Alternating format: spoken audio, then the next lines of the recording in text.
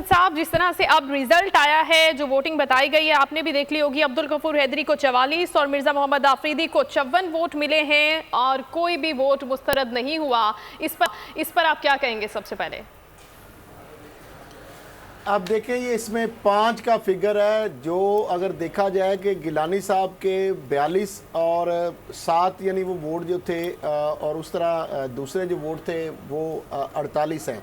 यहाँ पे 5 वोट इनको कम मिले हैं। उस हिसाब से अगर देखा जाए 49 अगर मिलने चाहिए थे इनको, गिलानी साहब का अगर नाम के ऊपर मोहर लगी है तो इसका मतलब है 5 वोट अब्दुल गफूर हैदरी साहब को अपोजिशन इत्तेहाद की जानिब से कम मिले हैं। और दूसरा उससे इससे पहले जो उसामा साहब बता रहे हैं कि मरियम साहिबा और राना सनाउल्लाह साहब ये क्लेम कर चुके हैं कि डिप्टी चेयरमैन सेनेट के लिए भी नहीं हमारा उम्मीदवार मिला जिसका तल्लक नून लीग से है।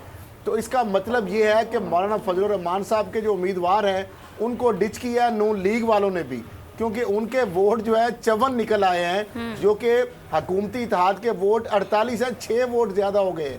तो मामला ये है कि कहीं ना कहीं तो आपस के अंदर अब ये सारा जो इलेक्शन है इसके अंदर जो मौलाना फजलुर रहमान साहब जो नवाज शरीफ साहब को बैरून मुल्क भिजवाने के लिए उन्होंने पूरा एक आज़ादी मार्च किया, धरना दिया, तो वो तो सर्व करते रहे हैं, लेकिन उनके साथ हाथ हो गया है कि 5 वोट कम हो गए हैं।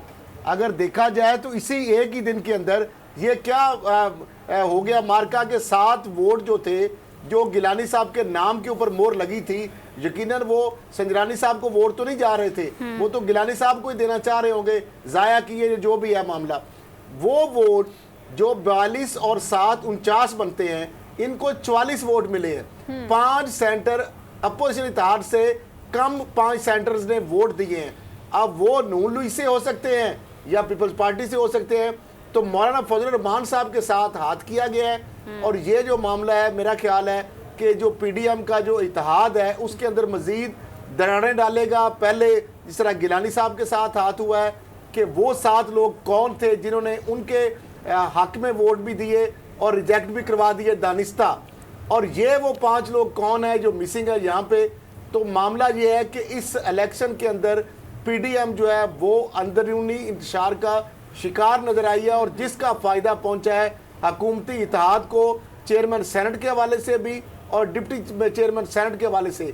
और इसका फ्यूचर में असर पड़ेगा। पीडीएम जो है उसकी क़यादत के अंदर जो एक इस हवाले से गलतफहमियाँ पैदा होंगी, तनाव पैदा होगा, और उसका भी बेनिफिट जो है बेनिफिशरी होगी हकूमती पार्टी होगी, क्योंकि ये जो सारा मामला हुआ है इसके अंदर आपस के अंदर जो अंदरूनी इख्तिलाफात है, जो गलत ठीक है, आपके ख्याल में जो पीडीएम है वो अंदरूनी तौर पर टूट फूट का शिकार हो गई ज़ाहिर।